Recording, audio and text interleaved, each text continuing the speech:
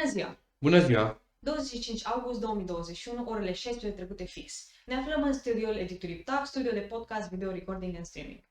Mă numesc Cezar Iulian Armașu, director revista Patronatului Român și, împreună cu colega mea, Andreea Rigore, astăzi facem probe. Probe de imagine, probe de lumini, probe de sunet, microfon.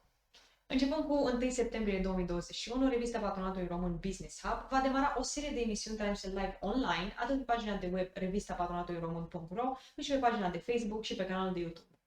Te invităm și pe tine să fii alături de demersul nostru. În ce calitate crezi că ți se potrivește cel mai bine? Coproducător, moderator sau invitat? Vii și ne spui povestea ta din business. În aceste emisiuni vom prezenta podcasturi video pe teme de afaceri, dezbateri, interviuri cu și despre antreprenori, manageri, traineri și consultanți care combat cu perseverență și succes în mediul de afaceri autohton. În fiecare zi de la ora 16. Dar până atunci vom continua să facem probe. Vom schimba imaginea de fundal și vom organiza un nou setup. În loc de aceste pupitre vom monta o masă semirotundă în jurul căreia pot fi prezenți simultan până la 6 invitați în studio.